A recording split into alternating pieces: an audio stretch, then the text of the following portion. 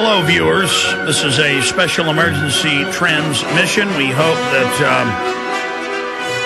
that things turn out to be a false alarm put out by the Mexican U.S. government, as well as the British government, the United Nations, World Health Organization, and others. I'm going to be here live for the next 2 hours, and we're going to be opening the phones up coming up in about 30 minutes. And I'll give you that special in-studio toll-free line.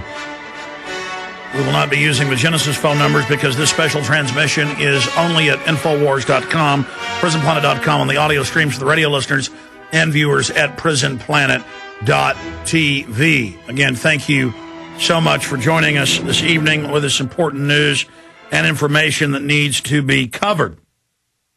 And I will be asking later in the show 4 callers from Mexico City, South Texas, Kansas, Montreal, Canada, New York, and other areas where this new strain, this hybrid strain of bird flu, swine flu, i.e. pig flu, and human flu, a mixture from Asia, Europe, and North America. It's very rare to have a mutant strain from 2 different animals that actually can hurt people. And then to have it from 3 different continents and mixed together and being generated from a single nation is really amazing. So we've got a ton of important information to cover on this front, all the latest news for you tonight. Let me just go over some of the headlines. I'm going to break down what I believe is really behind this and what we're facing. Mexico's Calderon declares emergency amid swine flu outbreak. They've basically locked down Mexico City. They're putting people in quarantine who have the flu.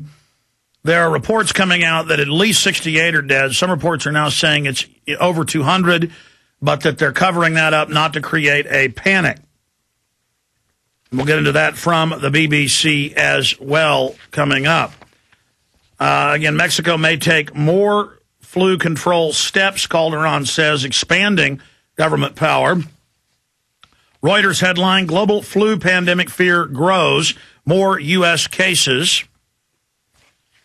Venture capital firms set to reap rewards of the swine flu outbreak. Again, Mexico may isolate patients with deadly swine flu. Then you read the articles. That's out of the New York Times. They're already doing it. Officials, 8 New York City students probably have swine flu. It's confirmed in Kansas, confirmed in South Texas towns, San Antonio, Texas, confirmed in Canada, in Montreal. So that is some of what is coming up. Headline, deadly flu strain erupts in Mexico, U.S. Now, why is this so important when we have headlines like this one out of MSNBC? New U.S. swine flu cases spread pandemic fears. Why is that so important? You'll notice that I haven't really, over the last 4 or 5 years with all the bird flu fear-mongering by the governments of the world, spent a lot of time on it. But in the last few months I have, because we've seen preparatory conditioning in the media for a controlled release. I've seen signs in the propaganda campaign that made me go on air in the last 2 months and say that I believe they may have some bird flu, swine flu scares that are preparatory trial balloons to test the public to see if the establishment wants to indeed release a controlled pathogen into the general population. There's a lot of facets to this I'm about to go over, so be patient here. This is all important. I'm going to try to be as calm as possible to cover all this in detail. We have to remember that the 1918 Spanish flu that killed between 40 and 60 million people, historians and governments argue about that. We have to remember that between, well, some estimates are higher, but at least 40 million people died. And that broke out on U.S. military bases simultaneously in separate geographic areas. Clearly a bioweapon. We know that the Army 9 years ago dug up the Spanish flu, went to whaling sites in the Arctic coast, and dug up dead whalers that had been frozen in the permafrost at the different cemeteries that had the very deadly strain of the bird flu, of the Spanish flu in them that killed over 40 million people. Now, why couldn't they just get it in the environment today? Because it mutates. Viruses always mutate. They mutate to a point, some of them that become deadly or damaging to humans or other animals that they're attacking if they're zoological. But when you have a really big pandemic, especially, they mutate very, very quickly because there's so much of the virus out there. They're always changing their form. That's why a lot of top scientists have looked at HIV, the virus that supposedly causes AIDS, and have said that it's weaponized, because you notice it's been around for 30-plus years now, and it just keeps on killing. It's really just a name for a class of weaponized viruses, and we have the U.S. Patent Office documents on that and the congressional funding. It's the Weaponized Cancer Virus Research Program. They just had the anniversary a few days ago of Dr. Salk's polio vaccine that gave over 200 million Americans the SV40 deadly cancer virus that the government admits has killed millions and millions of people. With the formerly rare cancers that are now very, very common that it causes. It's also found in all major sewer supplies of the world, from India to China to the United States, because it is communicable and is continually passed on. But thank God it has mutated and is not as deadly as when it was first given.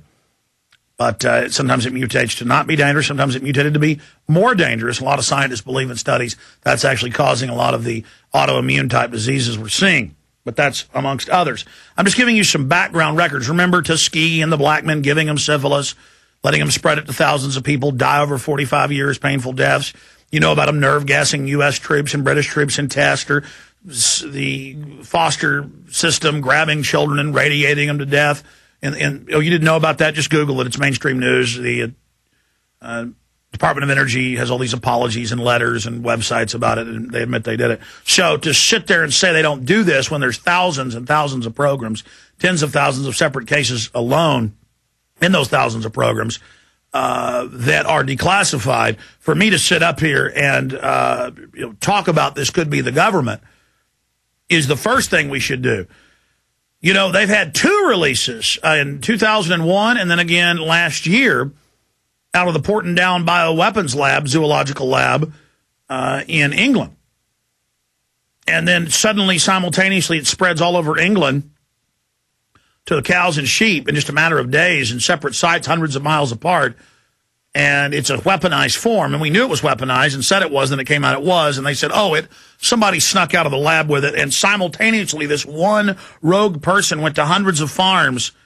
And I mean, come on, folks. And then the government admits they released this deadly horse flu in Australia. And they say, some bad employee that's an environmentalist snuck out and gave horses all over Australia, thousands of miles apart. It all pops up at once. This is done by design.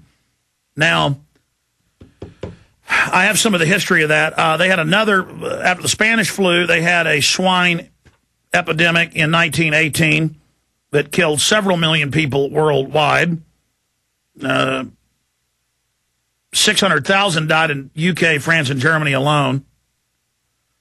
548,452 died in the U.S., so just we'll say millions worldwide. That was the second one.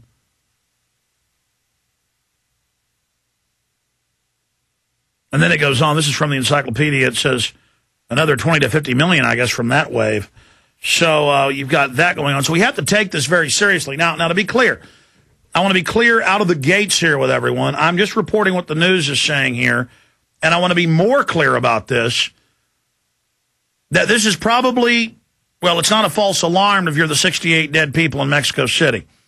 And it's not a false alarm if your people being quarantined in South Texas hospitals like San Antonio. In the city of San Antonio, as the AP is reporting. In fact, guys, I was printing that out there earlier, the San Antonio quarantine article, and I forgot to bring it in. Will you ask Aaron to bring that in, Jaron? Thanks. Classic Alex Jones. I've been at home for 5-6 hours a day printing articles, doing research, and then didn't think, looked over at the printer, pulled out this giant stack at 7 when I had to drive into the office, and the printer had run out of ink, and it was worthless. So I run into the office here, and I'm like, print this, print that. Again, we're a small, little independent news outfit that is not controlled by corporate funding, so we can talk about whatever we wish here, but sometimes the antics are amazing, and generally it's my fault.